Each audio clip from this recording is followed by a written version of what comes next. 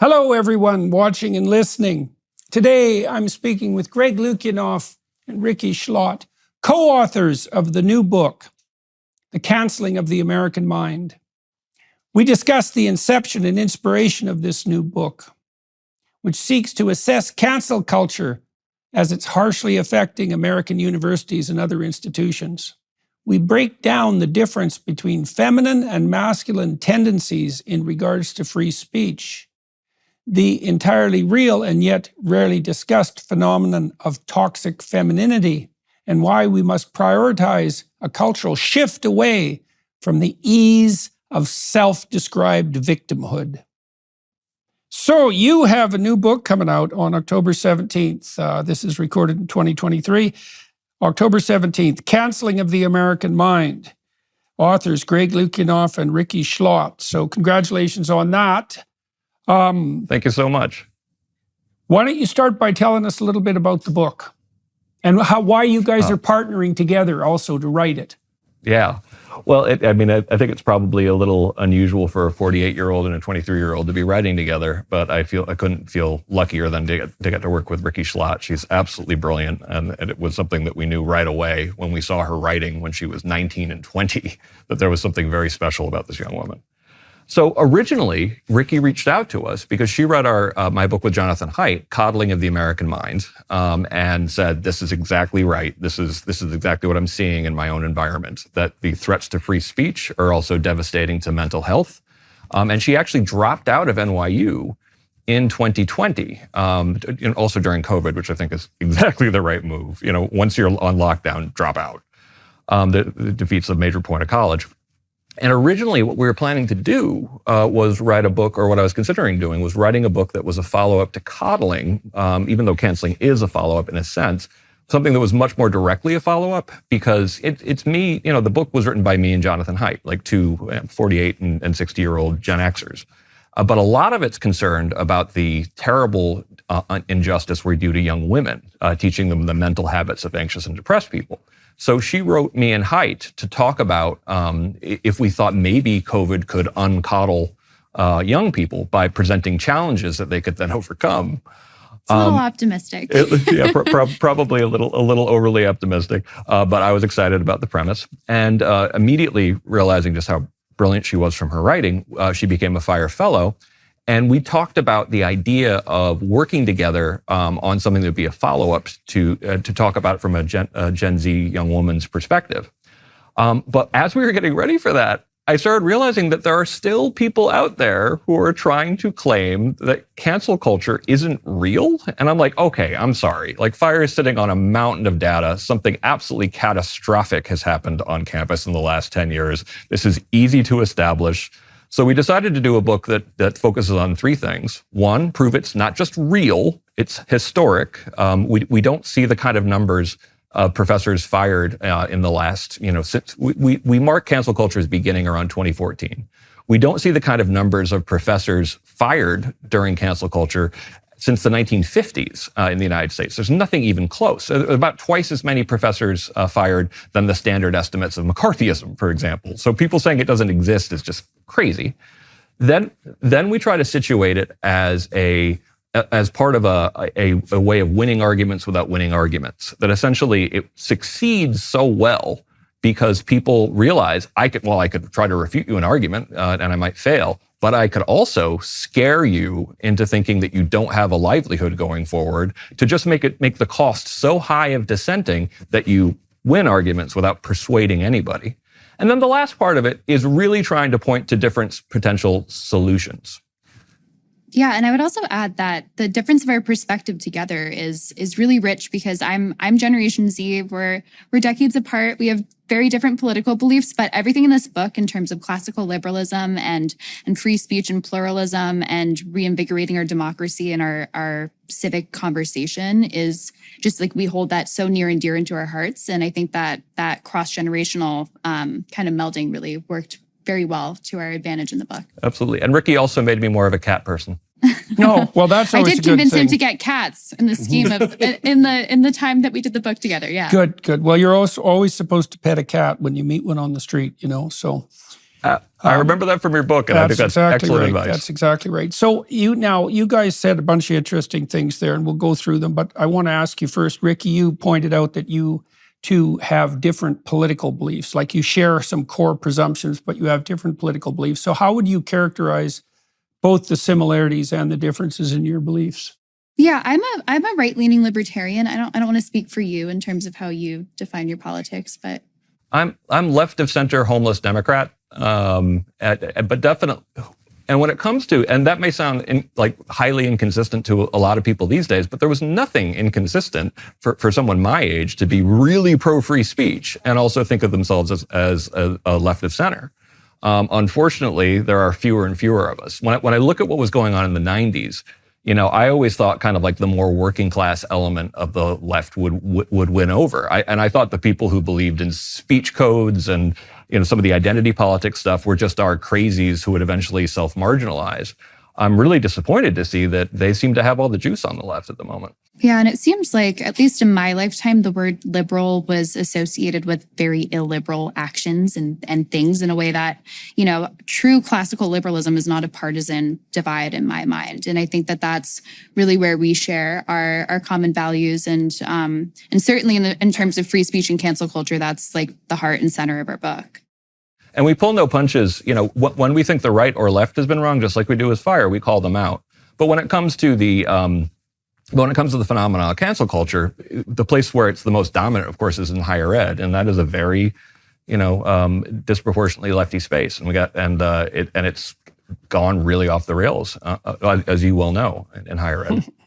Rikki, how in the world did you become a right-leaning libertarian? I mean, as well, Jonathan Haidt's data in particular, although Greg worked on this too, I mean, the data is indicating quite clearly that there's a growing divide among young men and young women in relationship to their political affiliation, with young men increasingly tilting towards where you stand, I would say, right-leaning libertarian, and young women increasingly not only becoming much more miserable on the mental health front, but also becoming much more leftist. Yeah. So how is it that you aren't part of that cohort? Since you're not, why do you think it's reasonable in some sense for you to speak for younger women, younger people, younger women? And why did you drop out of university? So I'm actually 23, but my father is 86, and having that breadth of historical knowledge in my household and so near, I think made me a little bit more resistant to generational trends. And the tides and just kind of shifting away from what I think common sense right and left was, which happened. And I think a lot of my parents or my friends' parents were a little bit more lenient towards the nonsense of what my generation would bring home. Whereas, I'd come home to my dad sometimes at dinner and come home with whatever the next politically correct ism is and say, "Oh no, Dad, we don't say African American anymore. We say Black." And my dad would be like, "What? We changed that rule like 4 times. And my intent is what matters more than the impact." And I think that those sort of formative lessons definitely grounded me in a different time and space. And I would say, despite that, the coddling was talking about mental health and a lot of the cognitive distortions. And even though my political orientation is different, I did grow up on the internet. I did grow up on Tumblr. I have a bunch of friends. I saw firsthand just how ugly and how horrific the mental health crisis has been for my generation. My freshman year at NYU, I remember one of the first nights that we were in my dorm, we were all sitting around, about 6 girls, and every single girl was comparing her self-harm scars. I was the only one that didn't have scars. And I just remember in that moment being like, wow, there's something so wrong with this generation. And I'm here firsthand watching it on the ground. I feel in some ways a part of it, 1 foot in and 1 foot out at the same time. But certainly, I mean, it's hard to ignore, even if your politics are different, you're mired in it, and it's so pervasive. And then lastly, my decision to drop out of NYU actually, and also I got into Columbia recently, and I don't expect to be doing that as well. I don't want to finish my undergraduate degree, frankly, because I had 2 great years at NYU, but unfortunately the stifling environment was just so beyond something that I could handle for myself. And I also think I mean, I had a 4.0. I was succeeding. I was headed to law school. I was on the right track, but I found something that I was passionate about. And I realized that I'd been kind of hoodwinked by a system that was telling me that I needed to fork over enormous amounts of money and spend time fulfilling requirements that weren't important to me and writing essays that, defied my own personal opinions because of the obvious slants of my professors. And so at a certain point, I realized there are more than one pathway to success, and I'm going to tread my own. And fortunately, people like Greg were there to kind of pick me up and make sure that I ended up on the right track. And so this is a way cooler place to be at 23 than to have just graduated. So, Greg, I wanted to commend you for something first. You're not a psychologist, but you are the most outspoken psychologist that I know of, pointing out the fact that if we had set up a cognitive behavioral therapy program nationwide to demoralize young people, we couldn't possibly have done it more effectively, speaking strictly from a clinical perspective, than we have done. Yeah. Every psychologist there is who's worth his or her salt knows that you don't hyperprotect people because you make them dependent. You don't inundate them with idiot trigger warnings. You don't try to infantilize them. You gradually expose them voluntarily to situations and people and ideas that they're leery of.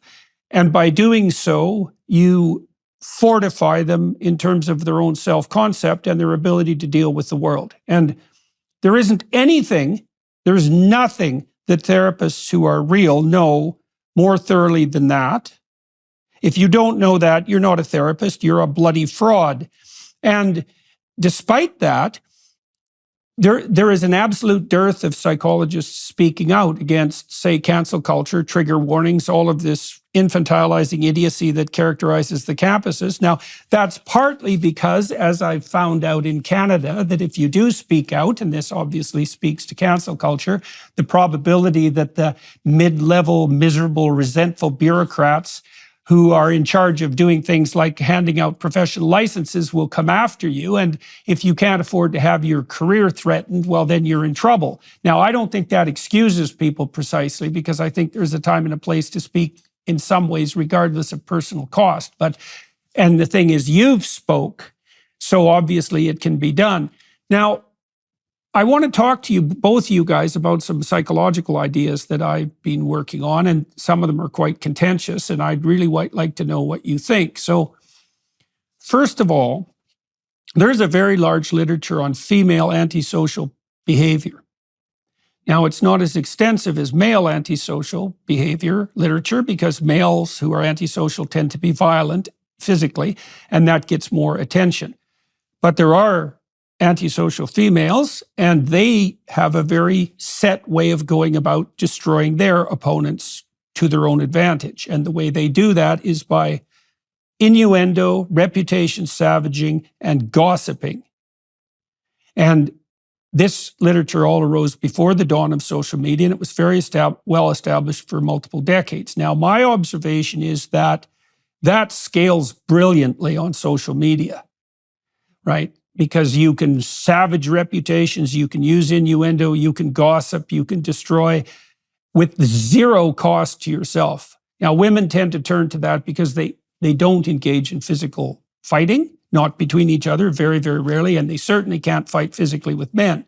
So if they're going to be antisocial and instrumental, narcissistic, psychopathic, and all of that, they're going to do it in this more subtle manner. Now, I see absolutely no limits to the expression of that sort of behavior whatsoever on social media. In fact, quite the contrary. That leads to a even more dismal possibility. This terrifies me, to tell you the truth. So, the problem of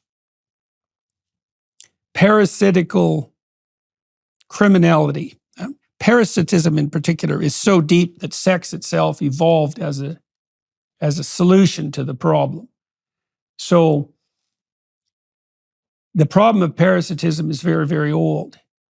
And this proclivity of the psychopathic and narcissistic types to denigrate and to elevate their reputation falsely is a form of parasitism.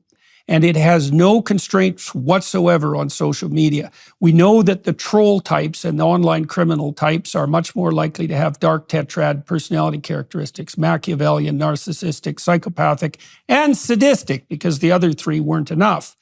My sense is that we've enabled the psychopaths. They have free rein to express themselves in this more feminine, antisocial manner, and we risk bringing down the whole house of cards because of it. So the first thing I'd like to know is, like, what do you guys think about that hypothesis, this disparity in the virtual versus the real world? Well, first thing is that we took this, head on in Coddling of the American Mind. We said we didn't apologize for the research, and we made the point that when it comes to the different ways that males and females exercise aggression, particularly when they're teenagers, but also throughout their lives, that men is much more physical. Like I've been in a lot of fights in my life. I've been a bouncer. I've seen that. But I also grew up in a house that was dominated by women, and that female aggression tends to be relational. That definitely all these mechanisms that are much more relying on verbal tendencies and ways of battling things out verbally are well established.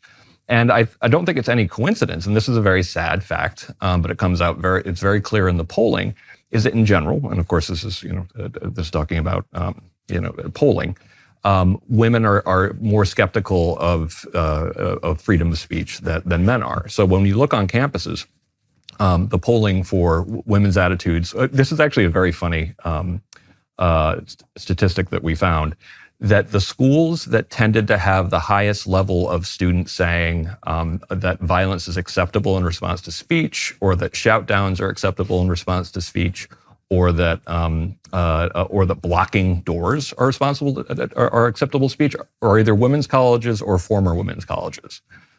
So that's a distressing, and that's one of the reasons why we want to reach more women, because we know that there are plenty of women, including Rikki and Nadine Strawson, who works for FIRE, who are great civil libertarians, and we need to recruit from that, because as universities become more feminized, it could be an even worsening situation for freedom of speech unless we actually, really bring that argument to more women. But anyway, yeah, and I would add to that point that I think, especially in the past couple decades now, that attacks on free speech are tied to emotional harm and the idea that people need to be protected and that their feelings are hurt. I do think that it's just an honest truth that just speaks to the female proclivities a little bit more. And so in some aspects, and I suppose the more antisocial people, that becomes a really militant response that they act on when they feel as though they're able to be the arbiters of justice and to protect weaker, more vulnerable people, in just a pure emotional sense, I would say as well. Yeah, or they pretend a kind of genuine feminine compassion and use that as a mask to cover their actual antisocial motivations, right? Because the borderline personality types and the real psychopaths, this is particularly true on the female side in relationship, say, to borderline pathology, they use self-proclaimed stories of victimization as manipulative techniques.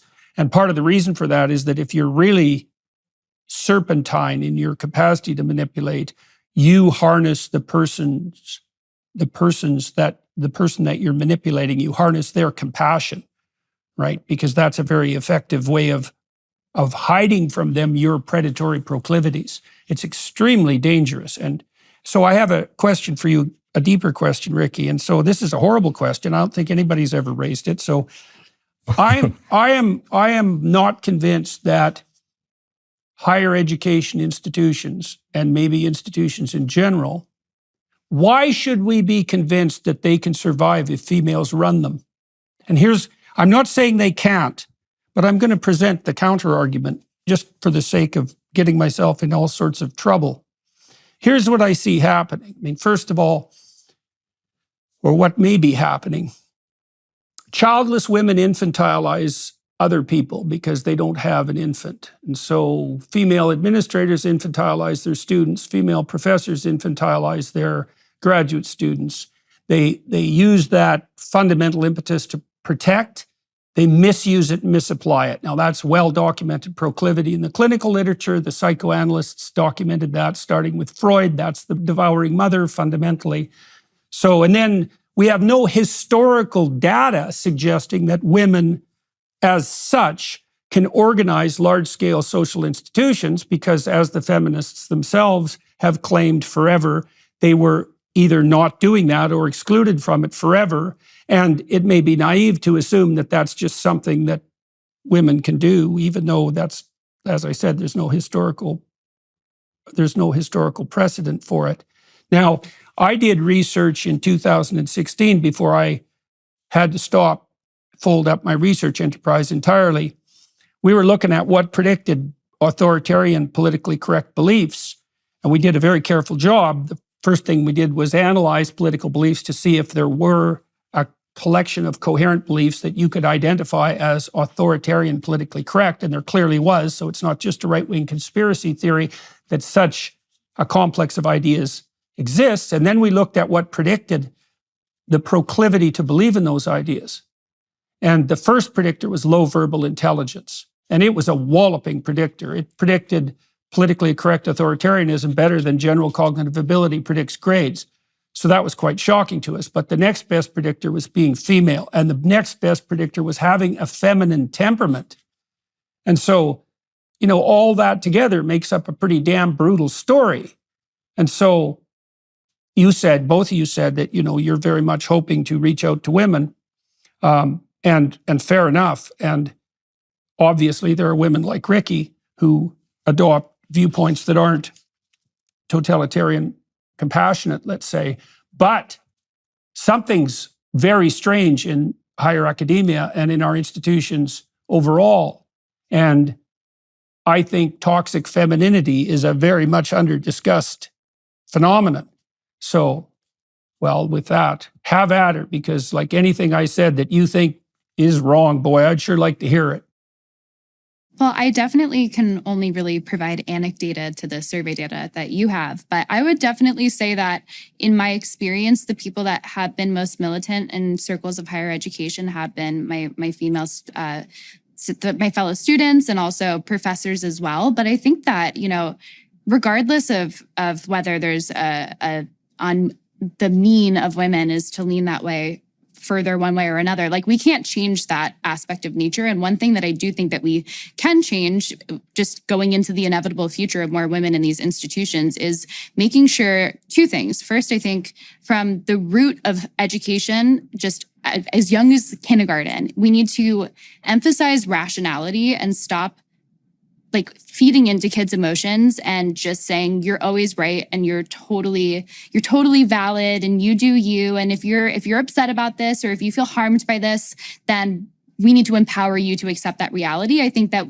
that's what the coddling of the American mind talked about. And I think that really hijacks women's psyches more. And I think that we need to, from the start of education, emphasize rationality, that emotions are a valid part of the human experience, but that they should not lead your rational, common sense kind of mindset. So I think that's one thing. And I think the other thing is also making sure that our universities can maintain a balance that's more healthy than the balance that we have right now. Because I think of Richard Reeves and his research in boys and men falling behind. And so I think it's a combination of having to make sure that we can foster young men who are able to take up leadership roles in higher education. I think that the education system, by and large, is fairly feminized, and it definitely feeds more into female strengths than male strengths, especially given the fact that girls tend to develop a couple of years earlier than boys. And so I think that that's another thing that we, maybe it's as simple as redshirting boys and making sure that we have more young men who will end up in those leadership positions in the end. Because having a 60-40 split, which I think is what the current situation is in higher education right now, is not healthy, I don't think, for the future or for society. No one side should be falling behind so dramatically and so quickly over the past couple decades. So those would be my two things to point to on that front. Okay, so let's talk about that. So the first question you might ask is, if there is a feminine proclivity to prioritize emotion, why might that be? And I would say there's two reasons, one which is nested in the other.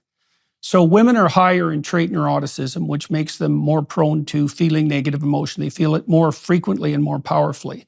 And that's extraordinarily well-documented phenomena cross-culturally. I don't think any psychologist who knows the literature would doubt it. And it's buttressed by the fact that there are sex differences in different forms of psychopathology. So men, for example, are overrepresented in alcoholism and in violent antisocial proclivity, but women are radically overrepresented in depression and anxiety. And that's also true cross-culturally. So women feel negative emotions more intensely. Now, then you might ask, well, why is that? And the answer seems to be, well, it has something to do with sexual maturation because the differences in temperament aren't there in childhood. They appear with sexual maturation. And the reason for that, here's 3 reasons. One is, well, women are smaller than men at physical maturation, and so they should be more anxiety prone in a physical conflict. And that should co-occur with puberty because that's when the size and strength differential kicks in. Then women are much more sexually vulnerable than men because, of course, they can get pregnant and they have to bear the cost of that. And then probably more importantly, women have to take primary responsibility for early stage infant care. And the thing about infants is all they have is emotion to communicate. And more importantly, possibly, their emotions have to be regarded as 100% valid and correct, right? Because if you're a good mother, and I saw this with my wife, who, by the way, is not particularly agreeable and is very low in neuroticism, she would respond to her infant's distress like in a microsecond. And that was extremely helpful. And it is the case that because human infants are born so helpless, so neotenous, that they have to be attended to with great care. And they have to be treated as if their distress is 100% valid. Now, you got to stop doing that at about 9 months of age.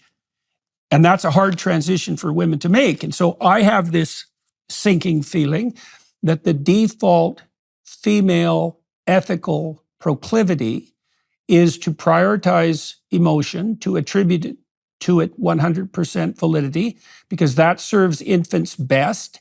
And that bleeds out into the relationships that women establish when they produce large-scale social institutions. Now, you said, and fair enough, possibly we could prioritize rationality over emotionality, and we could start doing that in kindergarten. But I guess the counterposition would be, hey, that's what we were doing.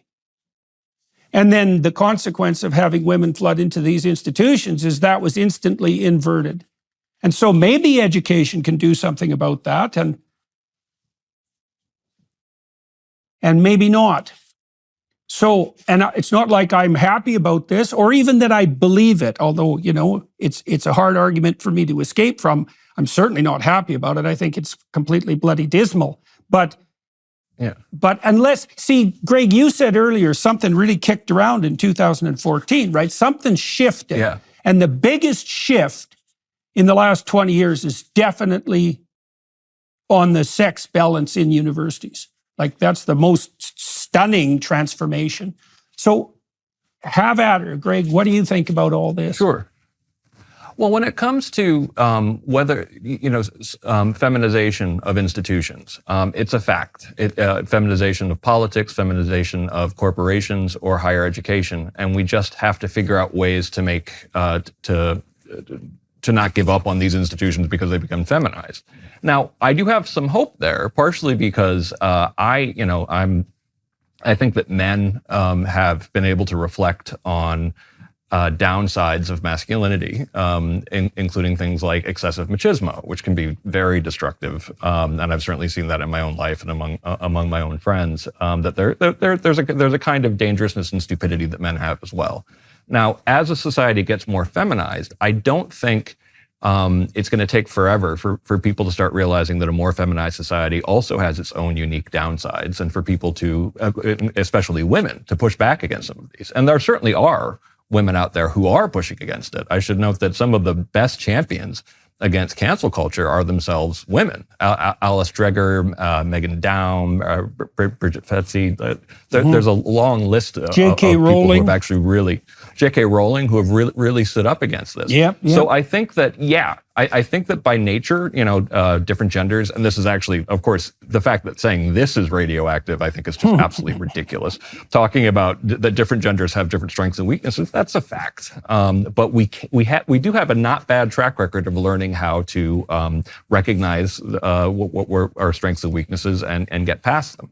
And we're going to have to, because it's not like higher ed is going to suddenly have good gender balance like immediately. But one of the things that we really do try to point out in the book, and a major part of the book, is we talk about different kinds of rhetorical fortresses. And what we mean by that are really creative and some not very creative ways of getting out of addressing someone's actual argument.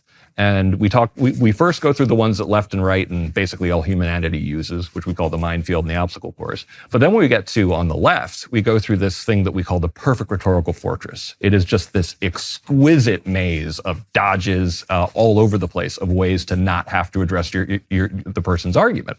And we even go through what we call the first one, by the way, is labeling someone conservative. And this worked back when I was in law school. I'm embarrassed to admit, and I'm very embarrassed to admit, it worked on me. That essentially, if you could label a writer if you could label a writer as conservative, then suddenly you took them less seriously. And that was something that I'm embarrassed to admit. Mm-hmm. So that's level one, and that's just ridiculous. That's the way children argue. But then we take through the entire demographic funnel, and of course you can dismiss someone on the basis of gender, on the basis of sex, on the basis of race, on the basis of et cetera. And we get you down the demographic funnel to about 0.4% of the entire population of the U.S., and then say, and by the way, none of it actually mattered, because if you have the wrong opinion, like J.K. Rowling, or for that matter, Black conservatives, you're still discounted anyway. And one thing that really kind of gave truth to the lies, I talked to every Black conservative writer and Black moderate that I know. All of them said they've been told they're not really Black for having the wrong opinion. So it's really more of a dogma protection system. So I do think that there is hope that if we basically can get, even if we can just establish, get back to rules we all know are better for finding truth, and get away from this ridiculous way of arguing that literally has no hope of getting you towards the truth and actually waste time to just get to whatever your opinion is, that if you can focus on constructive ways of arguing, there is still some hope. I would also add that I see some hope in alternative educational methods that are popping up, especially post-COVID. And, I think part of the problem is the education schools are so politicized in America and so feminized. And also at the same time, you have the vast majority of teachers, especially at younger grades, who are women. But I think so ideological too, the education system. Absolutely. And I think that, those schools tap into those instincts and those negative feminine instincts that you're talking about, Dr. Peterson. And I think that especially post-COVID, now that we're looking at different models and different educational forms and different ways that parents can be involved or positive male role models can be involved in education from the start, I think that has the upstream effect, hopefully, of counterbalancing some of the excesses that we see in our universities today.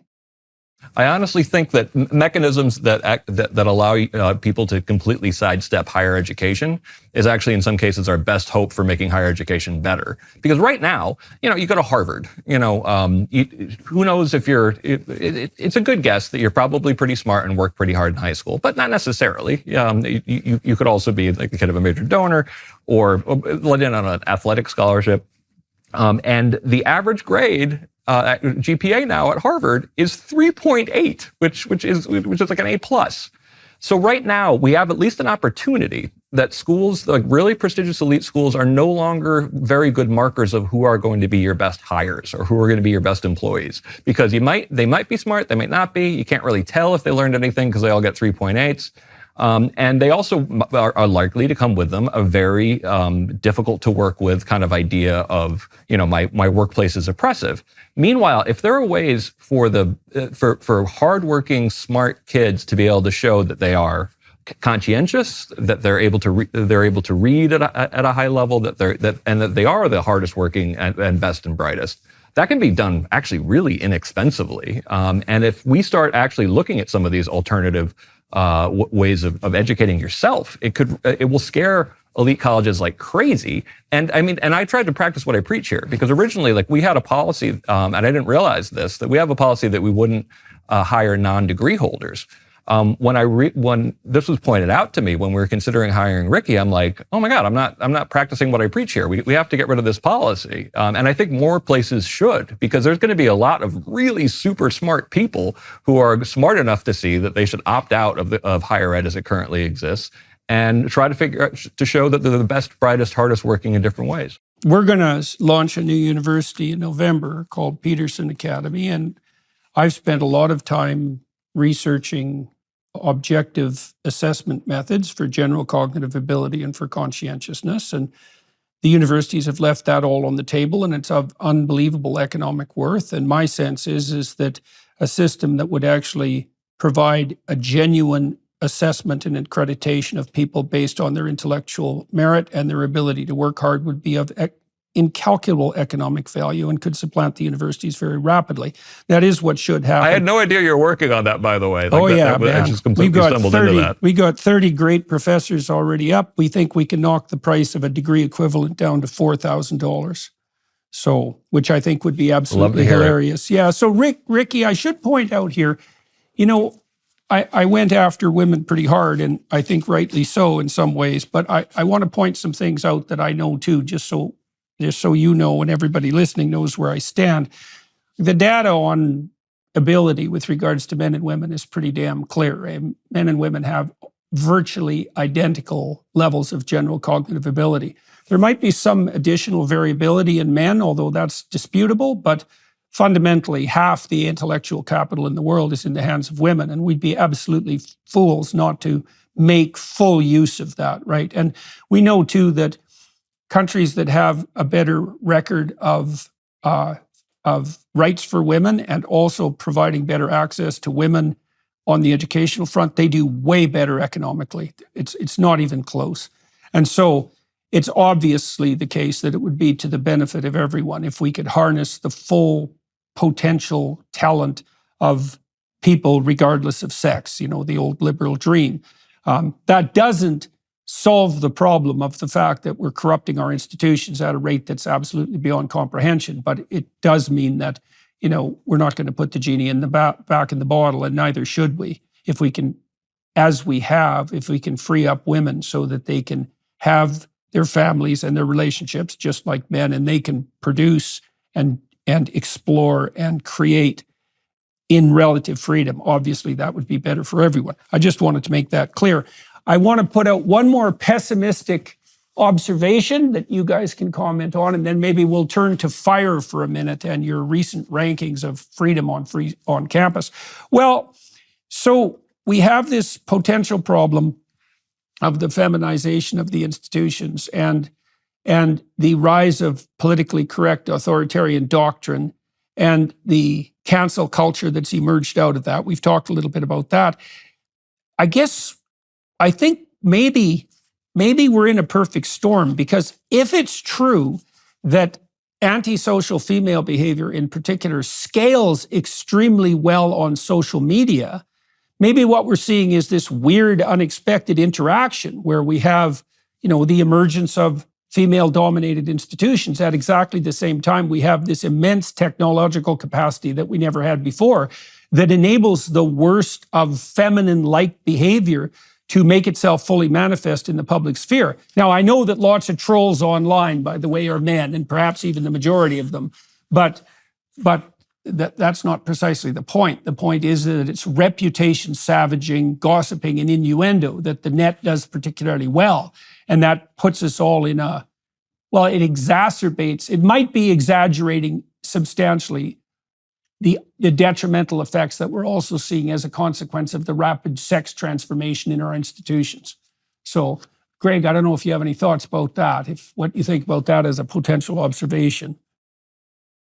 I think that when you pointed to the sex difference being the major change that we saw in 2014, and I know it's almost become a cliche, I really do think that the big change that allowed for cancel culture more than anything else is a massive technological shift. And when I was in law school, I did 6 credits on censorship during the Tudor dynasty. And because I'm a First Amendment nerd, and our theory of prior restraint in the United States and First Amendment law comes actually out of the old print licensing scheme in Tudor and Stuart England. And I actually studied a lot of the first person who licensed printers in England, which was Henry VIII. And you can see from 1521 to 1538 this desire to put the genie back in the bottle, as you say.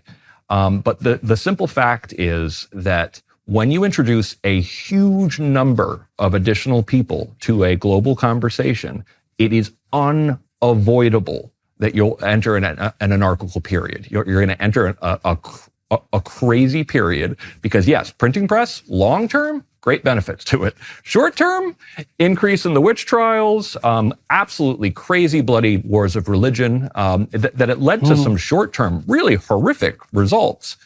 And what we've just done, particularly with the rise of social media, is we've done something, and people really have to appreciate what the scale of this. We just made it possible, due to largely social media and the internet, over an incredibly short period of time, introduce billions of additional eyes and mouths to a discussion. And when you have that many critical eyes on a problem, you can tear down any person, and that's cancel culture, any idea, or any institution. But I think that the pessimism that we have right now is partially because, my co-author John Haidt and so many other people are trying to figure out ways to put the social media genie back in the bottle. And I'm the one telling them, I've got bad news for you. There is no way to avoid this being a crazy period. However, cultures adapt. People learn. People do actually learn new cultural ways of adapting to major technological shifts. And over a period of time, it actually turned out that those extra million eyes that the printing press brought onto problems were incredibly good at actually getting towards truth, because you had mass disconfirmation. You had that many more people reading something could actually point out falsity much faster. And that's the way you get to truth mostly, is just by chipping away at falsity. And I feel like I have not stopped being, at least to some degree, a techno-optimist.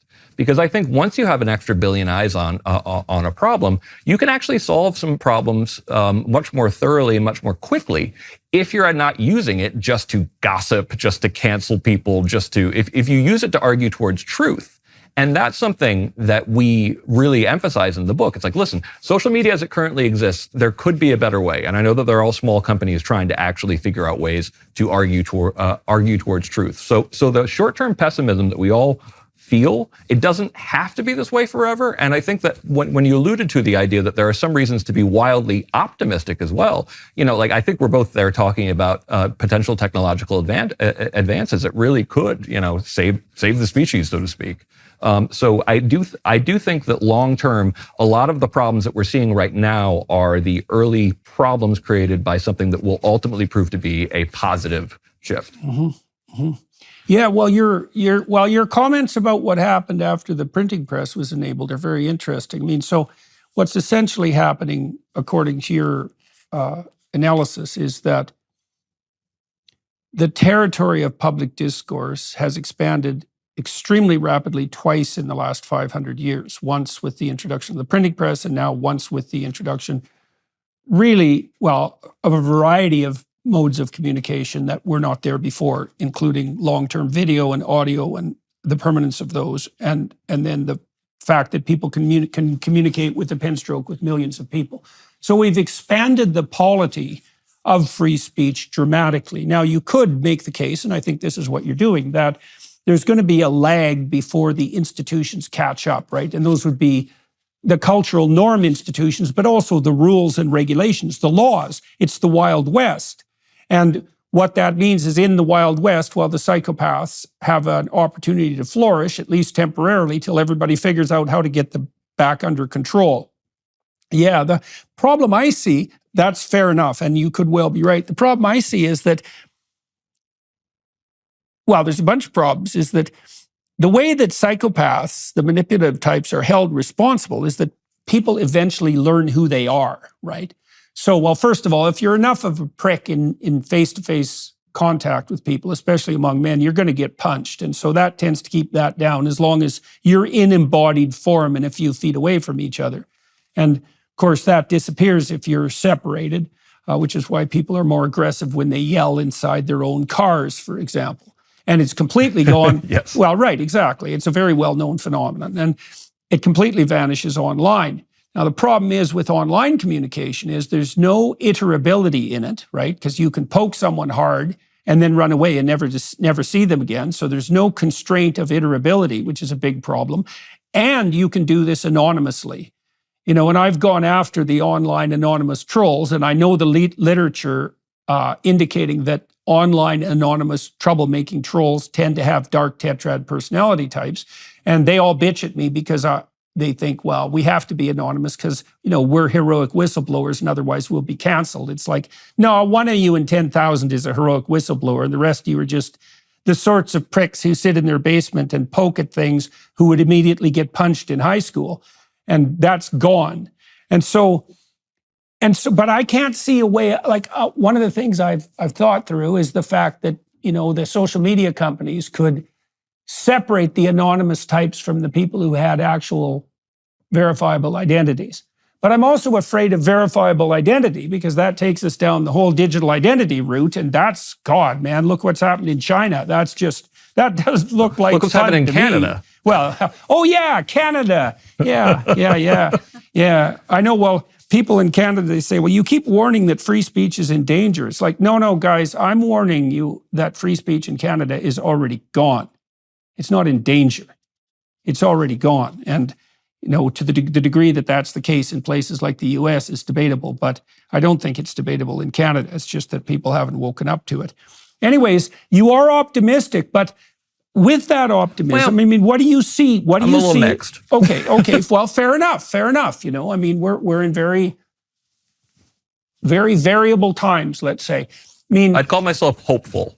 Okay, well, what do you see? You've thought about this a lot, both of you. What do you see that might actually be done concretely to regulate this proclivity towards cancel culture without also, you know, I see what Christopher Rufo and people like him are doing in Florida, you know, and I have some real sympathy for their attempts, but I can easily see that going astray too. You know, once the politicians enter the fray of ideas, I mean, how could that go wrong? I mean, it's going to go wrong real fast. Right. And real fast. Yeah. Real fast. Yeah, absolutely, man. Because most of these ideas have to be beat in the realm of ideas, as far as I can tell. Yeah. Right. So what do you see as concrete steps that are positive that we could take moving forward, say within the universities? Yeah, no, absolutely. And what's funny is, you know, I end up, you know, arguing with Rufo about reforms. And step number one, and I believe profoundly in higher education reform, but step number one of reform is you have to pass something that actually is legal, is actually not going to be immediately laughed out of court. And so this is what we warned about some of the regulations that they were trying in Florida, because I'm a First Amendment lawyer, and we looked at the Stop Woke Act that DeSantis, you know, came out with. I'm like, no, that will never survive judicial scrutiny. And by the way, we are principled and nonpartisan, and we'll be one of the ones to sue them. But definitely, even if we didn't, the ACLU is going to sue, and you're going to lose, and you're going to lose very clearly, and you're going to waste oxygen of the reform movement. You're going to achieve nothing. You're going to give them a new boogeyman. It will get you nowhere. And so far, that's exactly what happened. Meanwhile, some of the other reforms that DeSantis was talking about were great ideas. When it came to, you know, for example, having, you know, as part of orientation, debate series where you actually have people argue about the most radioactive topics in the country, that could be amazing. Talking about free speech and orientation could be amazing.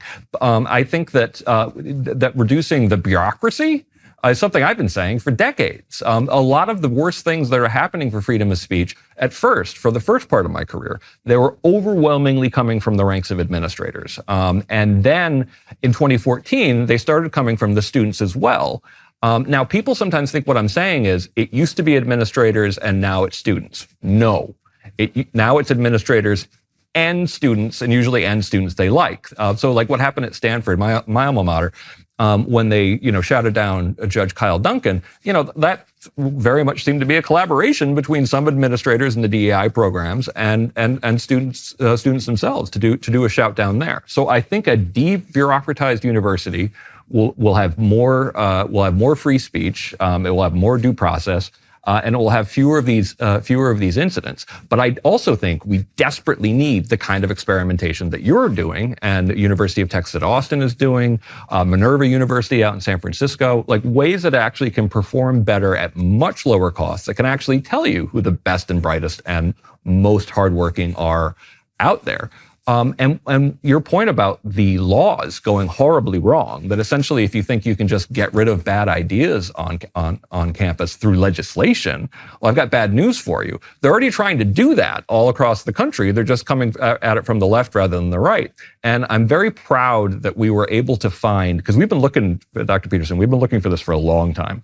We wanted to find a really good, terrible DEI policy to shoot down in court, to make it clear that this is compelled speech, this is against academic freedom, this is utterly inappropriate for a place that's supposed to be the marketplace of ideas. And we found that, unsurprisingly, in California. And the California community college system had a system that actually requires you, and this includes whether you're a chemistry professor or an English professor, to incorporate what is it called? Intersectionality, anti-racism, which is Kendi's idea, to incorporate all of these ideological things that a lot of people don't even believe are true to begin with, but that you have to actually incorporate in your classroom, regardless of what you teach, and regardless of whether or not you disagree with them or not. So we brought this in court. And it's been very funny to me watching people who were totally with us when we litigated against the Stop Woke Act, freaking out that we're litigating against the DEI tyranny, and making the point and I just argue back to them like, no, this is a gross violation. And I always make the point that telling people what they can't say is really bad, and we will always fight it. Telling people what they must say is 1,000 times worse, and we will definitely fight that right away. That's what I objected to in Canada, and that's also why my license is on the line now, is because I am being told what I have to say, which is way different than what I can't say. It's a little bit of both, but yeah, it's stunning. It's beyond comprehension. It's totalitarian. The other thing we found, by the way, in that research I referred to, was that if people had taken even one course that had a politically correct orientation, they were also much more likely to be politically correct authoritarians. So this tactic that the radicals on the left have of gaining control of the education system, that's unbelievably effective. And Rikki, you mentioned earlier, this is something that's been an absolute bloody mystery to me.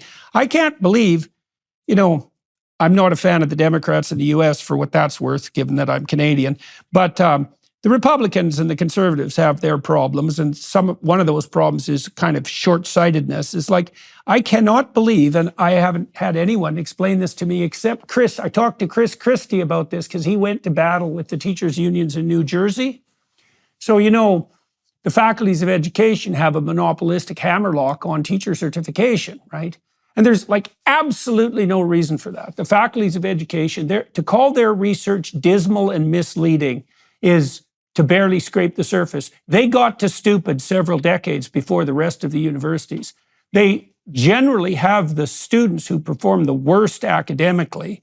And everything they teach is ideological and unfounded. There's no evidence whatsoever that the faculties of education know anything whatsoever about making better students. And yet they have a hammerlock on teacher certification, and that essentially gives the progressive radicals access to 50% of the state budgets in the US. So it's no bloody wonder that the liberals, the real liberals and the conservatives, are losing the culture war. I mean, they handed the children, we've handed all the children to the faculties of education. And for the life of me, I can't understand how conservatives can't see that. And I just want to add one thing that we didn't know when Coddling of the American Mind came out, and we should have. Is that we've been calling out education schools, since we were founded at FIRE.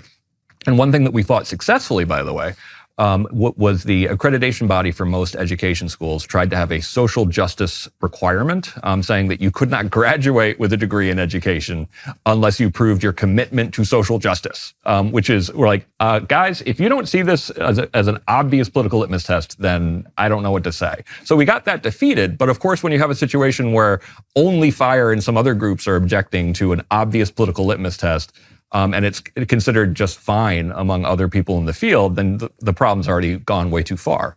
One thing we didn't know, though, is how much of the administration at universities come from education schools, and that we were way ahead of the curve fighting at University of Delaware back in 2007. They had this absolutely crazy brainwashing program that involved, people having mandatory meetings with their RAs where they had to confess they had to talk about like when they discovered their sexual identity. And this was, in this case, like one of the examples we had was a young woman, being in a session with a man's room being asked this, and her answer was, "None of your damn business."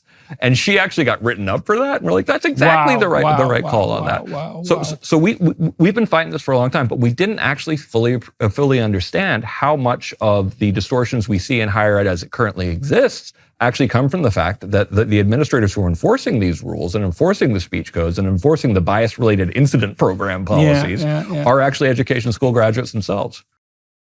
Yeah. Well, they're responsible also for the worst excesses of so-called psychological research in the last 60 years. It's like the self-esteem movement. That was a complete bloody catastrophe. That was the first time that the schools set out to actually produce neurotic narcissists, and they did that quite successfully. They pushed whole word learning, which plummeted California from top of the national standings in literacy to bottom within about 10 years, right? Predicated on the idea that just because expert readers could read a word at a glance, that we should teach children to do the same, even though we have a phonetic alphabet, which might have been a hint, right? The education schools produced multiple intelligences, which was a complete bloody fraud. They produced practical intelligence, social, emotional learning. Like, it's just one destructive, counterproductive, anti-scientific fad after another. And that's in addition to the fact that, while they're woke beyond comprehension, incompetent, and generally have the worst students and the lowest academic standards. So the conservatives couldn't possibly have done a worse job of defending their own territory if they would have come up with a plan to do so.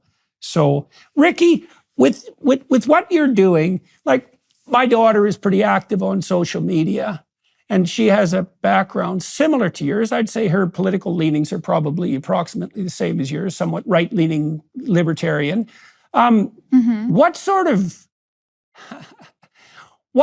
cancellation, etc., do you face online? Like, I mean, I've read the comments directed towards my daughter, and I mean, the ones directed to me are pretty brutal, but women do face a level of brutality, especially personal attacks, often appearance related, that men just don't face. And so what's that been like for you? And has it been a problem? And how do you defend yourself against that?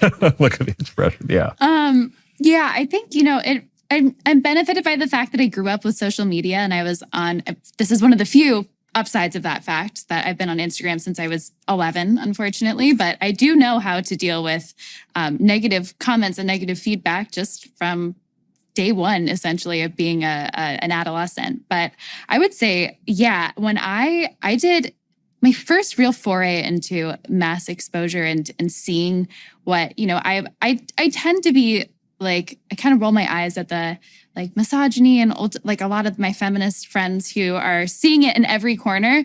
But my God, when I did Bill Maher, did I see just like the wrath of God come for me in a way that was not coming from my co-panelists. So that definitely was a humbling experience. I made the mistake of reading the Reddit threads and then told myself, never again. Now I know what's out there. I know what they can come at me with. But I would say, there was that definitely, weirdly, all people on the left I've found so far, at least when I am on conservative forums, maybe because they're more friendly to my ideology, I get less of that.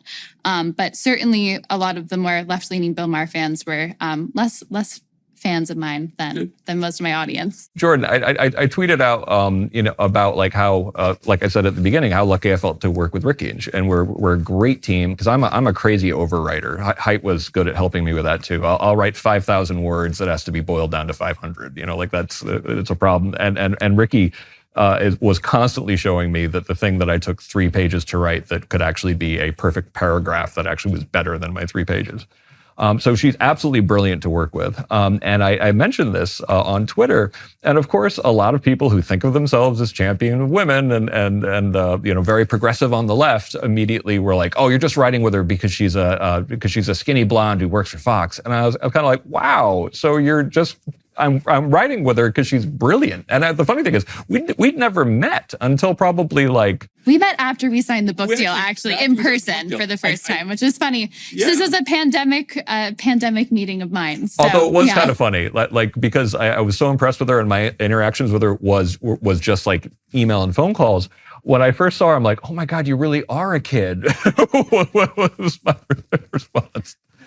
And Dr. Peterson, if I may go back to your question about what we can do to actually solve cancel culture, I do have, my expertise is certainly less professional, but more on the ground as a young person growing up in the age of cancel culture for as long as I can effectively remember. And I have to tell you, one thing that I think is just so underappreciated is the fact that just courage is contagious. And when I was at NYU, I learned the hard way that cancel culture thrives off of making everyone feel alone and as though they're the only person around them that thinks the way that they do. It incentivizes you to close in on yourself, to not share your beliefs. And, you could be sitting next to a roommate who feels the same way or someone across the hall. And when I first decided, my first article that was published was actually in the Daily Wire. And when I first decided to put my name to an article, I was ready for everyone I knew to instantaneously hate me and disown me. And some people not huge fans of what I was writing, and that's fine. But I found out that there were so many people that I was so close to in so many ways that actually shared a lot of my political beliefs, or at least the core principles of classical liberalism, or they respected me in a way that I didn't expect. And even at a place like NYU, and I actually say this in our book, but when I was a freshman, I was hiding books under my bed, including your book, 12 Rules for Life, and Thomas Sowell's books. So I had my secret library underneath my bed, which I'm ashamed to admit looking back. But when you're an 18-year-old in a new place... Yeah, exactly.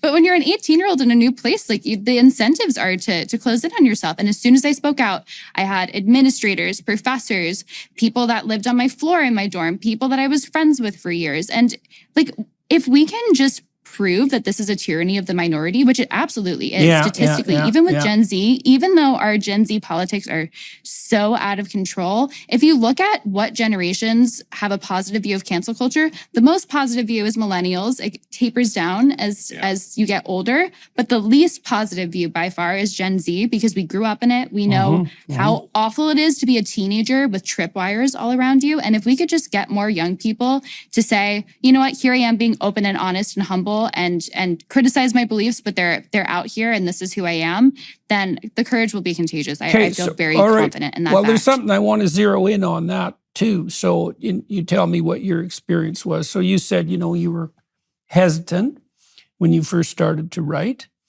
But so one of the things I've realized more clearly in the last 5 or 6 years is that the meaning that sustains you in life is certainly not a hedonic meaning. And the reason for that, at least in part, is that, hedonism can make you impulsive and make you sacrifice the future for the present. And it can alienate you from other people, because if you're hedonistically inclined, you'll use other people. But there's a deeper reason why it's not reliable as a means of orientation, and that is that if something terrible happens to you, hedonism isn't going to protect you because you're not happy when you're suffering. And so if you're relying on a hedonistic viewpoint, then as soon as you're miserable, you're doomed. So then you might say, well, what do you turn to sustain you? And you can think, well, you have your relationships, your loves, and your interests and all of that. And I think that that's crucial. But there's something else that sustains you too. And I think this points deeply to what makes life actually meaningful. And that is that adventure sustains you. And I think we're built for the kind of glorious adventures that we like to go watch on movies. Maybe a romantic adventure, that's the pinnacle of adventure, And then you might ask yourself, well, if you wanted to have an adventure, maybe a true romantic adventure that was even beyond the scope of your wildest dreams, how might you find that? And I would say, well, you find that by telling the truth. Because if you tell the truth, you have to let go of what you want right? Because you don't know what's going to happen when you say what you think. If you're crafting your message to gain a particular outcome, you're not telling the truth. You're using your words in a manipulative way. Now, you have experience of this. This is what I've gleaned from what you've told me so far, is that, you were in a relatively woke environment, to say the least, and then you decided that you were going to actually write what you believed to be true. Okay, what was the consequence of that for you? I mean, I certainly have a few less friendships, but they were not the ones that were meaningful and actually bringing me towards my higher purpose in life, I think 100%. And I mean, I have to say, looking back, as scary as it was to be on the precipice of deciding, do I want this to forever, Google will exist and that my name is forever in the record with all my political opinions. And it felt very much like a no going back sort of situation. And I have absolutely zero regrets at all whatsoever, because as you're saying, like, the authenticity is the most important thing. And I think that there's a real crisis with young people who are growing up online, even if it's not their politics, even if it's just feeling like if they say something inartful or they make a dumb joke and they're a teenager, that it could be screenshotted and sent to everyone or sent to their college, or their college might revoke their admissions. Like, I think that the way that our teenage fumbles are just so etched in stone with technology and social media today, I think is really causing a crisis of authenticity with young people. And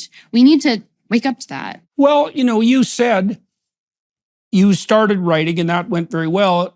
It propelled you out of university. It propelled you into this career you already have at a very young age as a columnist. It's propelled you into a FIRE fellowship.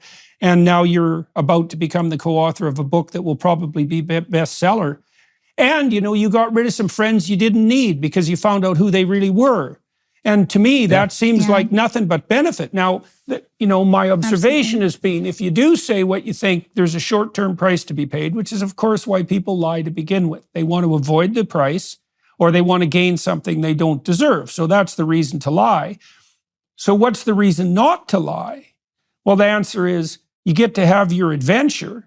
Now, you have to pay the price for it, and that might be that you get raked over the coals a little bit when you open your mouth. But it looks to me like, you're on a pretty good pathway at the moment, and that wouldn't have happened if you wouldn't have decided to take the risk to actually write down what you believe to be true, despite your youth and your lack of preparation for doing so, right? So you have that psychological authenticity, but that's not all that happened.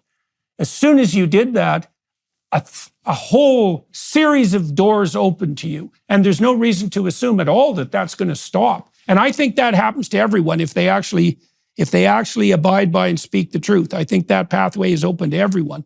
And Jordan, a major theme of the book, and one of the things we try to explain to people is sometimes people say, oh, cancel culture is, of course, real, but it doesn't affect me. I'll never be canceled. I'm not in an environment where I'll be canceled. And time again, of course, I hear this from professors, and within like a year, they're writing FIRE to ask for our help. But even off campus, one of the ways in which cancel culture is devastating, and we see this in the case of like Carol Hooven, a professor at Harvard who stepped down from her position and left Harvard for a while. After she just went on Fox News and argued that biological sex exists and got targeted by administrators there. And argued it so tactfully, besides. Tactfully, compassionately, that was probably her mistake.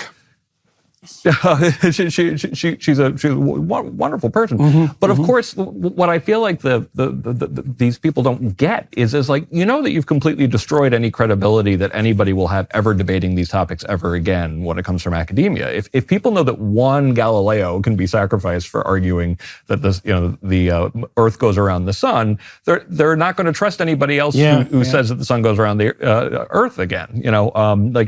That's just the way it works.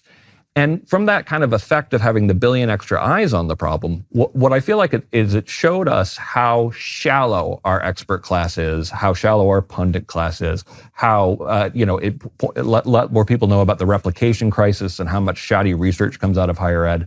And that led to sort of like an epistemic anarchy kind of situation like we currently have. But that's not sustainable. And what happens over time, and I think is happening, is people are looking primarily to individuals who they're like, okay, who has always been honest to me? Who has actually always said what they think is actually true?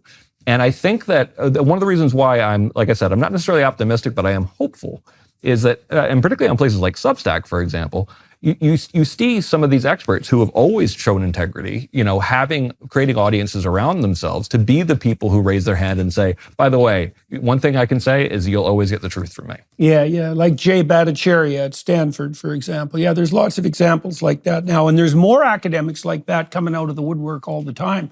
Hey, so let's talk about Harvard. You brought up Harvard. I used to work at Harvard, and I loved it there. I mean, it was a great institution when I was there in the 90s. You, in a fit of comic accuracy, your organization, FIRE, has just awarded Harvard your coveted "you score below zero" on campus freedom score, and which I don't know how you can score below zero on a scale, so I'd like to hear about that. I think you actually invented a new category, which was abysmal, and abysmal's not good.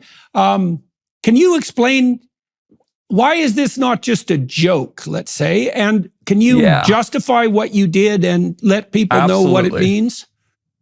Yeah, I've been kind of amused by some people that I know at Harvard claiming that our survey was arbitrary because it couldn't possibly be true that Harvard scored actually less than zero by our rating. Now, to be clear, we have done, every year we've been doing it, FIRE has conducted, and progressively, the largest study of student opinion about the atmosphere for freedom of speech on their campus ever. From our very first one, I believe it was the largest one that was ever of student opinion. And now we're up to 55,000 students that we talk to. We work with a group called College Pulse. We create representative panels at each school. We survey them on everything from how acceptable violence is in response to freedom of speech to whether or not they feel like they can disagree with each other or whether or not they're afraid to disagree with their professors. We also have the largest database of speech codes ever put together. We evaluate universities according to their written policies. We evaluate them in terms of cancellation of professors and attempts to cancel professors. We certainly think that if you have a huge number of professors who have been targeted, that certainly speaks badly of the environment to begin with. But certainly if you're firing them too or punishing them too, that's even worse, and that's a bigger ding. We have the biggest database of students being targeted, and we combine all of this research together in definitely the most ambitious attempt to rank schools according to freedom of speech, ever done. And I don't put a thumb on the scale at any of this. And Harvard, when we never did well on our survey. It was always in the bottom fifth. Sometimes it was in the bottom 10. Last year, it was in the bottom fifth. But every year we try to refine it. We try to make it more and more accurate. So we figured out rigorous ways to actually include things like professor cancellations and that sort of stuff. But the biggest thing we emphasize are what students are actually saying about the environment on campus. And the news wasn't great. Interestingly, Michigan Technological University ended number 1. The most elite school that ended in the top 10 was University of Virginia. University of Chicago always does very well. But besides those schools, elite higher education has done terribly. Last year, the dead last one was Columbia, and this year it was Harvard. But Harvard really scored abysmally, like it earned that. Because, for example, University of Pennsylvania in Philadelphia has had a really rough bunch of years. I mean, they're targeting Amy Wax is just one of the things that's going on, like a tenured professor that they're trying to get rid of. But the students themselves are saying this is an environment where it's really hard to have a discussion about anything important.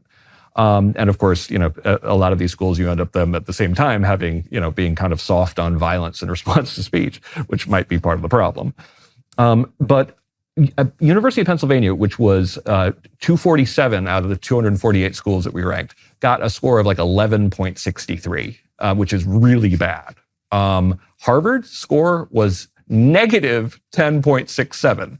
We rounded them up to 0 because we thought that was the responsible thing to do. But they actually scored below 0 according to all the different environments that we rank, including, again, most importantly, what students are actually saying about the enviment at Harvard. How can you score below 0? How do your scales work? I know this is a technical issue, but I'm still curious. I mean, how is that even possible? We give schools scores for whether or not they support students when they're in situations when they have their free speech challenged and when they have a speaker disinvited, and you get negatives for things like this, like if you have a disinvitation and the school didn't do anything to stop it, you get negative points. And most schools, all 247 other schools were able to, we didn't think there was any risk that a school could get an actual negative score, because we do these little adjustments here and there very rigorously to try to accommodate for the fact that, one, students sometimes go to schools that they think are actually pretty good for free speech. But actually, if you look at their record, they're firing tenured professors for freedom of speech. So like Princeton actually scores surprisingly well, even though they fired tenured or they forced out Professor Joshua Katz. Now, of course, they said that was for sexual misconduct, but it's really clear the reason why he was targeted was because of his calling, I think, BLM like a hate group or something like that. That's when the scrutiny started, and that's what they actually got him out for. So they get a ding for forcing out a tenured professor. But the students there themselves, and this comports, somewhat with my own experience, I actually think the environment's not that bad for free speech. Princeton doesn't do great, of course. So we include all of these factors together. And Harvard, Harvard's been on our 10 worst schools for freedom of speech list, I think 4 times already. And we've only been doing that since 2011. So it shouldn't have come as such a shock to Harvard that they need to fix things. And meanwhile, good friends like our advisory council member, Steven Pinker, who's been a friend of FIRE forever, he created a group that was to defend academic freedom and freedom of speech at Harvard. I think he got 100 scholars to join it. And this is something that actually creates an opportunity for them to be taken more seriously. And meanwhile, kind of like as far as schools that we interact with, FIRE has a really good track record of convincing schools to do the right thing. Sometimes we have to take them to court. Sometimes it's just public pressure that actually leads them to do the right thing. Harvard won't ever budge on any of this stuff. And the question is, will the fact that their own students and that their own behavior has gotten them this ranking, will this make them take the issue of academic freedom and free speech more seriously? And actually, honestly, Jordan, you probably know better than we would. Yeah, well, the question is Harvard a university or a hedge fund? No, I'm dead serious. I mean, just because something says it's something. I'm laughing because it's true. Yeah. I mean, I'm laughing because it's true. I worked out that they had something like the GDP of Lithuania, to one side several years ago, and now it's up to many of the Nordic countries. They have $60 billion or something like that to one side. Exactly. Well, that's it. And I mean, at some point, the university is a sideshow, and we already might be at that point. So that could easily be the case. I read this great book decades ago called Systemantics by a man named John Galt. And it's a great book, very, very short, tongue-in-cheek in a way, but brilliant.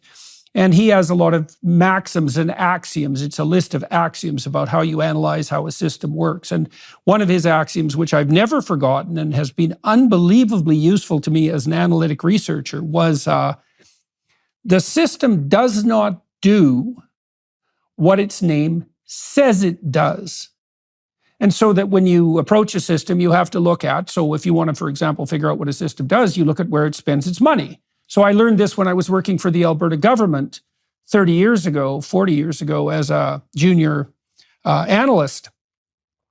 I had to gather statistics on how much the social services branch of the government spent on the actual people to whom they were delivering services, right? So that would be people receiving welfare and who are being subsidized for kindergarten and so on, everything that comes under the rubric of social services. And I found out that that there were no stats. The system wasn't set up to actually monitor its own behavior, and that the consulting company that had been hired to produce the report detailing those numbers the year before had just basically made them up. And no one could tell any different. And then I realized there were no stats? No. Nobody had actually looked at how much the net recipients were receiving. Right? You couldn't find the data. No. And I'm sure that's still the case. Wow. Oh, yes, it's beyond belief. But it's no different than most charities. Most charities spend 90% of their money running the charity. Now, I'm not completely cynical about that, because most corporations have about a 5% profit margin. So that means they spend 95% of their money running themselves. It's not that easy to get an enterprise up and running that actually does something other than take care of itself. But when you look at a organization like Harvard, and it has that immense storehouse of money, you think, well, why do they care about being a university? What the hell difference does it make? There's $60 billion sitting there. That's got to be the fundamental preoccupation. Now, that doesn't account for why it's become so insanely politically correct. You know, when I've talked to Harvard professors, one from the Kennedy School, which was particularly worrisome given its primary role, let's say, in determining American domestic and foreign policy, and then one from a different department, who both told me, that one from the business school told me, or the Kennedy School told me flat out that the professors there are terrified to say anything they think because the students will skin them alive. And then in the other same department, thing from a Kennedy School person last month. Yeah, well, isn't that wonderful? You know, when it was the preeminent, well, it's just so absolutely appalling. And so, yeah, well, we'll see if Harvard responds to any of that. They might and they might not. It was a great institution when I worked there, you know. I mean, the faculty ran the place, the senior faculty, that is, and the senior faculty were top rate. And the second most important people were the undergraduates, and then likely the junior faculty, then the graduate students, and only then the administration. And the administration actually ran the university. I'll give you an example. So I had a friend who was a professor there, Patrick Kavanaugh, brilliant psychologist investigating vision. And they invited him in, as they did with senior faculty members, with, you know, good bonus and money to set up their lab. And he wanted a shower in his lab. And they said yes. And the reason they said yes was because they were smart. And they thought, well, if we have professors and students who want to stay in their damn lab so long that they don't go home, they sleep there and they need a shower, it's like, okay, if you want to work 17 hours a day, hey, man, we'll build you a shower. Now, you know, at my last institution, the University of Toronto, that would have never happened because they would have just thought of that as a luxury because they weren't, you know, frankly, that bright. But Harvard was the sort of place, I'm dead serious about that. They talked a lot about excellence, but had no idea whatsoever how to facilitate it, although they were very good at talking about it. And so they put obstacles in the way rather than clearing them out of the way. And so Harvard was great, and I have no idea what the hell's happened to it in the interim, although, you know, the fact that Pinker felt compelled, and he's a very reasonable person and a liberal by any stretch of the imagination. Yep. He's hardly a right-wing, you know, some sort of right-wing conspiracy theorist, not Steven Pinker. And the fact that he felt compelled to set up a whole organization to facilitate free speech at Harvard is another indication of just exactly how dreadful that place has become. Alumni should stop giving, right? That's part of the solution as well, especially if they're entrepreneurial or libertarian. It's like, don't give Harvard money. When we talk about this, how maddening it is for me to run a nonprofit, that we defend free speech, you know, off campus as well now. We just, you know, relaunched to expand our mission, but we still focus overwhelmingly on higher ed, and that's always going to be, you know, essential to what we do. And how often I talk to people they'll complain about the schools, and then they'll say, it's like, I'm even reconsidering my gift this year, and I'm like, you're reconsidering your gift this year, and a lot of times these are gigantic donors. Yeah, well, people can't believe it. I mean, this is what I'm seeing in Canada. Is that Canadians, in my situation, I'm being pursued by my accrediting board at the moment who want to take my license or subject me to re-education, which is, you know, I just can't even believe that this is the case, or how they think that's going to work, possibly, because I'm definitely not corrigible by standard re-education techniques.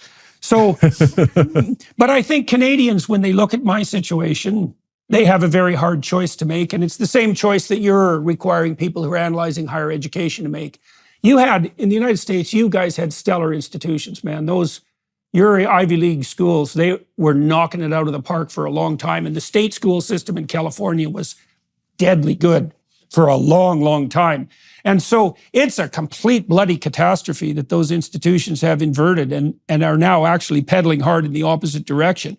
And it's not the least bit surprising that people can't believe it. Like, I'll tell you a funny story about this. So I was in the UK a while back, and I was talking to some of the members of the House of Lords, and they're pretty elderly people, generally speaking, and all of them virtually have had stellar careers. And they had all been forced to take DEI training. And I asked them, well, what do you mean forced? Like, you guys are actually only responsible to the Queen, technically. No one can force you to do anything. And they said, well, they told us that we would lose our library privileges, we would lose our cafeteria privileges, and we wouldn't be able to park if we didn't take the course. Really, this is actually true. And I thought, well, That's why amazing. didn't you just tell them to go to hell? And they said, well, you know, we just thought we'd had a couple of scandals on the sexual front, and we thought maybe it wouldn't hurt us to, you know, brush up a bit on our conduct. But they had no idea. They had no idea whatsoever that there's an entire ideological enterprise underneath this, pushing everything in this insane progressive direction. They had no concept of that whatsoever. And so I think a lot of people who are looking at the universities and the political institutions, you know, they can either think that me and people like me, and that might include you too, unfortunately for you, are, you know, just noisy conspiracy theorists screeching in the wilderness, or our major institutions, many of which were world-class and which took hundreds of years to instantiate, have now become virtually irreparably corrupt. Well, it's obviously a lot easier to write off the bearers of bad news. And, Sure. And unsurprisingly, and in Canada, you really see that because most of our institutions here, they worked until, well, you say 2014. That's probably about right. Yeah. Yeah, no, it is funny watching the various ways you get dismissed talking about this. And one of the funniest ones is when people point out that in my book, Unlearning Liberty, I talked about 2007 as being the worst year I had seen. And that was the one where you had the University of Delaware, you know, brainwashing program that I mentioned before, a crazy case involving someone getting, you know, expelled for a flyer, another case in which someone said the epithet wetback in class and then criticized, in order to criticize it, and was immediately suspended. All things that are day-to-day occurrences now, and people are kind of like, oh, but you're saying that things have been, you've never seen it as bad, but you said that back in 2007. I'm like, because they kept on getting worse every several years. And you always have the danger, of course, of being dismissed as a kook or unpleasable. But it's particularly difficult when you're saying, like, I've been doing this for 22 years. It was already worse than I thought it would be for free speech on campus in 2001. And it's definitely had peaks and valleys here and there, but the trend line has overwhelmingly been, it just gets worse. So 2014 was a bad year. 2015 was. 2017, giant acceleration in attempts to get professors canceled. And then that's put in the dust by 2020 and 2021. And to get to the DEI stuff, the idea that in the midst of a situation in which there are departments that have literally no conservatives, particularly in elite higher education, where they have record low, all-time low viewpoint diversity among professors, when they have cancel culture, when they have BRTs, when they have a tenure process that screens out for loud people, when they have all of these, what we call the conformity gauntlet in the book, they have all these mechanisms to shut you up from high school, from K through 12 on up, including Nature Human Behavior saying that they won't actually publish things that are found to be harmful to groups, which is just like, wow, you can survive all that. Yeah. And still not, and they decided in addition to this, that they would add DEI statements being required for professors, that they needed an additional political litmus test. It's like, so I can't believe only an administrator would look at the world of higher education and see, you know what, there is too much freedom of thought. There's too much heterogeneity among these professors. We need a mechanism to make it even more rigid. You know, I might also add, in terms of being dismissed as a conspiracy theorist for pointing out these realities, I think that the people who I've seen to be most amenable to these arguments that higher education is just completely turned on its head are young people who don't remember the model that you both remember of it actually being better at some point in time. When you look at the statistics of faith in higher education with Gen Z, 2/3 of current high school students say that they think that they can tread their own educational path. Less than half of current high schoolers say that a college degree is necessary for financial success. 100%, it's a necessity. And I mean, just the statistics are staggering. And who can blame young people for looking at the situation in which people feel like they can't speak their minds?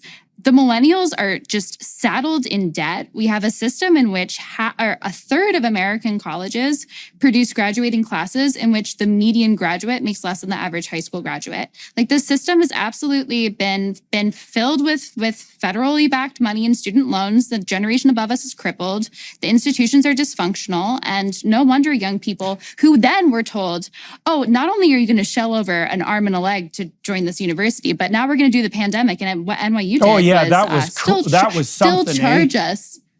Still charged us full tuition for Zoom school. Yeah. And that was when my family was like, you have our blessing, you get right out of there. No, that was unbelievable. And like, I really feel for you in a most fundamental way. You know, when I was a kid going to school in Alberta, now Alberta was a rich place at that point. You could make quite a bit of money working in the summer because of the oil industry, essentially. It had elevated salaries. It took me a month's work to pay my tuition for the year, and I could make enough in 4 months to pay the whole year, no problem. You know, and I worked part-time during school. And then I would also say, I went to a little college when I first graduated from high school. It only had about 700 people, Grand Prairie Regional College. And all the professors there loved to teach. And my first year classes were seminars, and I had a blast. It was great. And I learned so much. I basically became literate. I knew my professors on a first name basis. I met all sorts of new people. It was great. I was, trumpeting the praise of college to everyone far and wide. And it didn't saddle me with any debt. I graduated debt-free, essentially, and also with my graduate education because I had a fellowship and lived in Montreal, which was also dirt cheap at the time. And so this is no nostalgia. I had an excellent low cost higher education experience, and I had excellent mentoring in particular as a graduate student. It was high quality. The clinical psychology program at McGill was like extremely effective. And you could do research. It was great. And then when I went to Harvard, I had a blast. The students were great. I loved my colleagues. I thought the university ran like a charm. So it's not just, old guys looking back thinking things were better when we were young. It's that things have become so corrupt and so expensive that it borders on what's being done to young people on the higher education front, borders on criminal. The bloody administrators figured out how to pick the future pockets of the students. That's really what happened.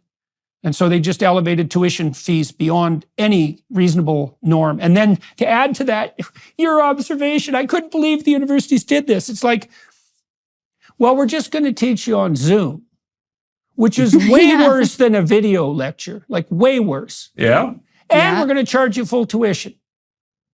Yeah. Mind-boggling. Not to mention, like, half the kids in my classes were in completely different time zones. So they're up at like 3 a.m. and they all have their cameras off as well. It was an abdication of all of the school's responsibility on just a fundamental level. At the same time, all of our lives are being torn apart with these wild cancel culture mobs, which we talked earlier about whether social media made cancel culture go awry. I mean, certainly when you not only have social media as the predominant tool of communication going into a pandemic, but then you require that it only be the primary sole communication between people, where you no longer have to look at your classmate in the eye and stuff. Like the conversations that I saw on social media, even in Zoom chats during lectures, like it's just absolutely rampant, out of control, antisocial behavior. And I think before the pandemic, we were all kind of complacent for a while and thinking that, cancel culture slowed down after 2016. And people often are very early to champion that it's over and ended. But then we have one little cultural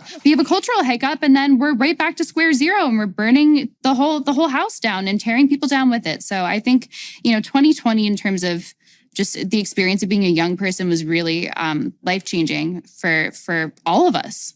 It wasn't great for the olds either. Yeah. Well, hence your center-right libertarianism. So let me come back, and maybe we'll close with this. Let me come back to one thing you mentioned earlier, and this touches on the work that Jonathan and Greg have done and that Jonathan is pursuing. I imagine you guys delve into in your new book too, which, by the way, for everyone listening, is coming out October 17th. Tell me the title again. The Canceling of the American Mind. Oh, did you rehearse that? Jinx. Yeah, that was real good. That was real good. Canceling of the American Mind. Yeah, you mentioned in your, the first discussion that you had when you went off to university that all the girls that you were sitting around had a history of self-harm, and Jonathan has done a very good job. Jonathan Haidt has done a very good job of documenting this cataclysmic rise in self-destructive neuroticism. Hey, here's something that's useful to know. So, in the Neo-PIR personality questionnaire, that it's the gold standard for assessing the 5 dimensions of personality. So, one of the subfacets of neuroticism, so that's the proclivity to experience negative emotion, literally one of the subfacets is self-consciousness. There's also a very large body of work now that documents the propensity of people who are either depressed or psychotic, so seriously mentally disordered, in the miserable direction, are much more likely to use pronouns and terms that are self-referential. So they say I and me far more. And so it's literally the truth that the more you concentrate on yourself, the more miserable you are. And of course, your generation has been taught to put their own subjective self-identification paramount, to do little else but concentrate on their own feeling, and to do little else but to concentrate on their own feelings. Now, in your personal experience, you mentioned what happened to you in that first group at university. What do you feel has been the consequence of this? What do you see happening around you? In terms of the ongoing consequences of growing up in social media and this depressive in particular, let's say for women in particular, also for the relationship between young women and young men.